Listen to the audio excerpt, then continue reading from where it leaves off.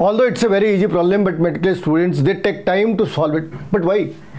They take time to solve because they are very poor in the anti-log and log. उनकी problem इस वाली जगह पे, chemistry से ज़्यादा इस वाली जगह पे प्रॉब्लम है।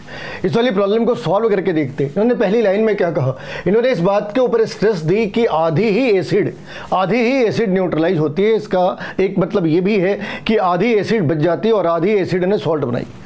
तो फॉर्मूला क्या है? फॉर्मूला है pH is equal to pKa plus log concentration of salt by acid.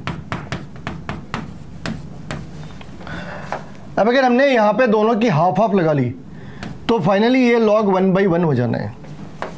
तो इस वाली पार्ट की कोई सिग्निफिकेंस रहती नहीं। तो अपने लिए pH is equal to pKa और pKa को क्या लिखते भाई? pH is equal to minus log of, इस वाले केस में Ka की वैल्यू पुट करते हैं। लेकिन यहाँ के बाद बच्चों को सॉल्व करना नहीं आता और बच्चे यहीं पे फंस जाते हैं। कितना आसान है इसे सॉल्व करना। इस वाली जगह पे हमने लिखा pH is equal to minus log 4.2। ये -4 है ना, ये -4 है तो 10⁻⁻5 होगी। और ये जो तुम्हें 0.2 दिख रहा, अब ये हो गई 0.8। अब चीज़ें बहुत ही आसान है। हमें 10⁻⁵ के टर्म्स में चीज़ों को फाइंड आउट करना है। तो ये और ये रेस के बाहर हो गए।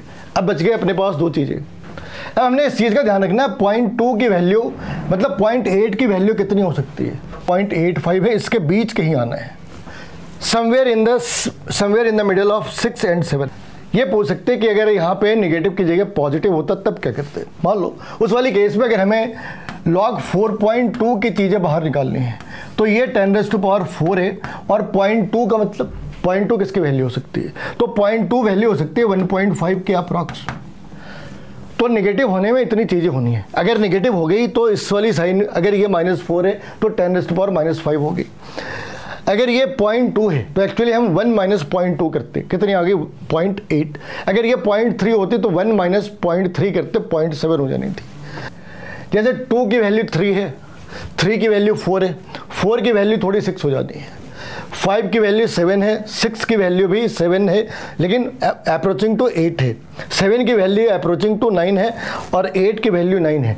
तो या तो तुम ये डाटा याद कर लो, ये भी एक तरीका हो सकता, या तुम्हें थोड़ा आइडिया होना चाहिए कि किसकी वैल्यू कितनी है। मगर इतना तो आइडिया लगा ही सकते कि अगर 0.6 आ रही, अगर वो वैल्यू 0.6 आ रही तो इसका मतलब है कि वो 0.6 की वैल्यू है तो वो 4 के आसपास, 4 और 5 के आसपास हो सकती है। 0.4 है तो इसका मतलब वो 4 तो नहीं है, 4 से थोड़ी कम है, 3 हो सकती, 2 पॉइंट समथिंग हो सकती। आंसर है इस वाली केस में ऑप्शन नंबर 3।